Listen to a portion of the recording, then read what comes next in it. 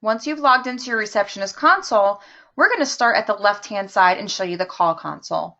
Now, the call console is the area here that all of your calls will populate in. When you have an incoming call, it will show in the screen here with the caller ID information of the person that's calling you. You can click to answer that call, or you can click to end the call if you're already on a call. You can also click to transfer to your other users. If you're ever on a conference call, you'll notice that call move to the area where it says conference call, allowing you to click a button to leave that conference call or end that conference call. And finally, the lower left-hand section of your call console will show queue calls.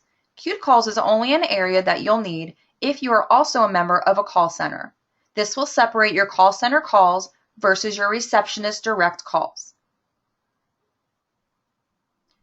Next to Call Console, you're going to notice an icon for call history. And if you click on that icon, this will show you your missed calls, your received calls, and your dialed calls. All these calls are available to click on and call back through your call history.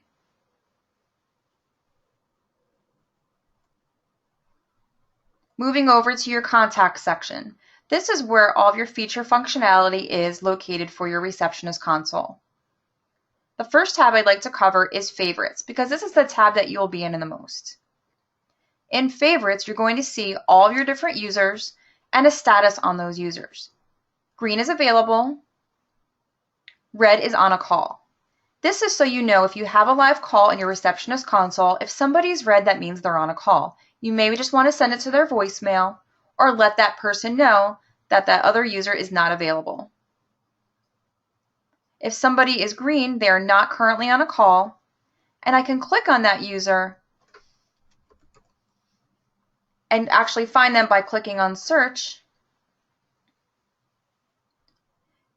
and click on to transfer to that person, or if that person is on a call, I can click on them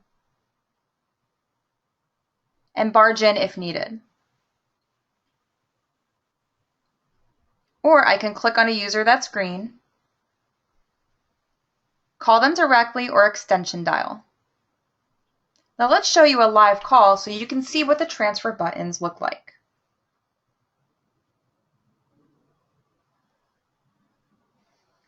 You'll notice a live call come in under your call console area. This live call is available to click on and answer. I'm going to click the ANS button, which means answer. Once I've answered that call, you'll see that call is active. When that call is active, you'll be able to transfer that call or speak to that particular person. I can also click hold to put the call on hold and retrieve it back by clicking on answer.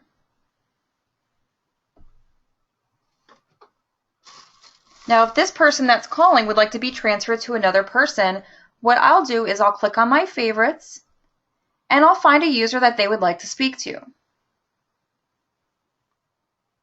If they would like to speak to somebody that is currently on a call, that will show me that that user is red. What I could do at that point is just click on the VM button and send this call to that person's voicemail.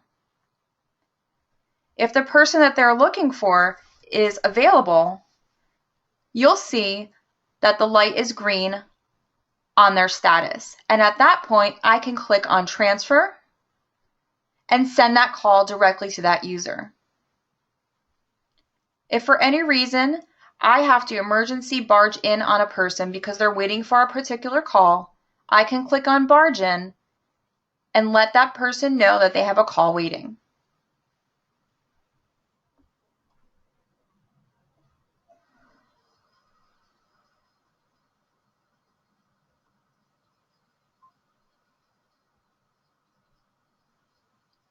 Underneath your contacts, you have different tabs. If you're looking for somebody specific and you have more than one list of phone numbers, including your favorites or your personal or your speed dials, you can click on the search area and type in a few characters to bring up everybody who matches that specific criteria. That way you can locate a particular phone number, whether it be one of your users or even an outside line that you'd like to transfer a call to. In this case, if I just simply type in the word tech, I'll have multiple things come up, but this way everything that matches will come up regardless if it's a user or if it's one of my speed dials. And in this case, you see that this was a speed dial. So I can actually extend this information and I can transfer a call to an outside line. Or if I'd like to just click and call somebody, I can click my call button and that will make my phone call the phone number that I have programmed for this tech.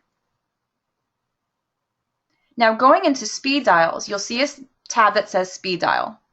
In your user portal, if you add speed dial numbers, they will all appear in this section. Speed dials can be users' extensions, outside phone numbers, home lines, cell phones. It can be any phone number you'd like. This is a list of commonly called people that you associate yourself with. If I click on the pencil on the far right, I can add a speed dial by just clicking on the word add and typing in a speed dial code that I can also use from my phone's keypad and that user's phone number and information.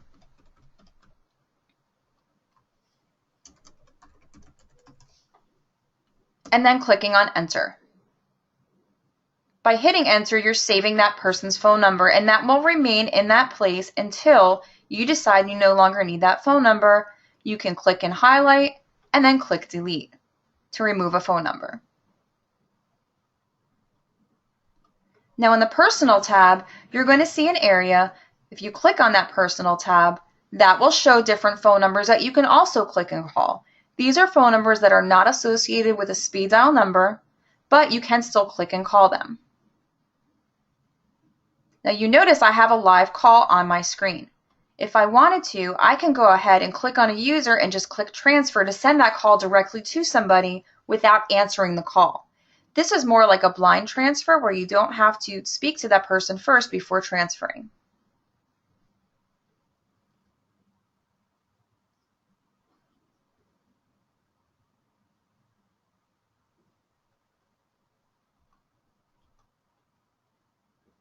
And to add personal speed dials, you're going to still go over to the right-hand corner and click on the pencil to add a speed dial.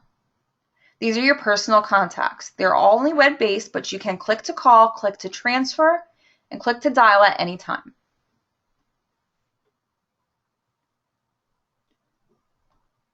Your group area is going to show you every extension and phone number within your group staff.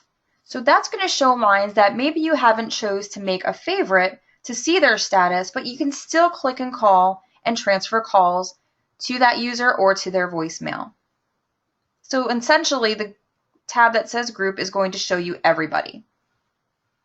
Favorites are just going to be the users that you've decided you want to see a status on. And again, the status is going to show you on the circle if they're on a call or available, or also if the user's on Do Not Disturb, you will see a Do Not Disturb status. Now going back to your main list of users,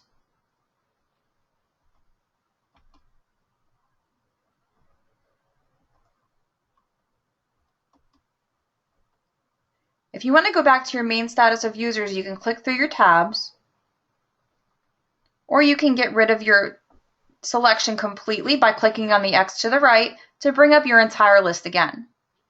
This list is going to show you everybody again, and also, very importantly, a section that says notes. So the column that says notes to the right will allow you to enter notes on a particular user.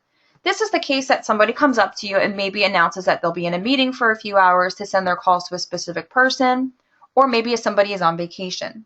So if I wanted to click on somebody specifically, I can click on the notes section and I can put on vacation.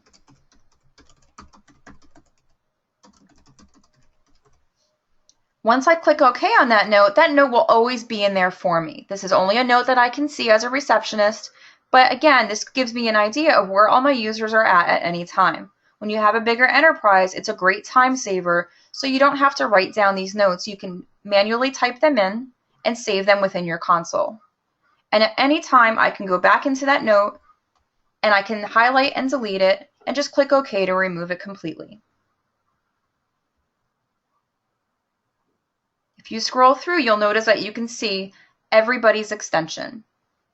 You can even see if a particular user has their extension forwarded to a specific phone number, or again, if they're on Do Not Disturb, red on a call, or green available. If you have instant messaging within your UC1 application, you're also able to click on Instant Message and see if that user is signed into their instant messaging or online and click and send them a message. Not every user has this assigned to them for their receptionist console, but if you do have this column, you are able to click and send them a message.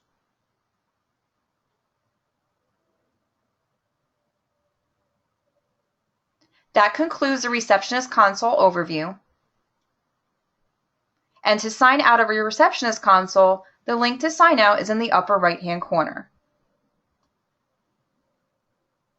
Saving your workspace will allow you to save any changes that you have done during the day while you are in your console. This includes adding speed dials, adding favorites, or changing around the appearance of your console. By clicking yes, the next time you log in, all those changes will be appearing.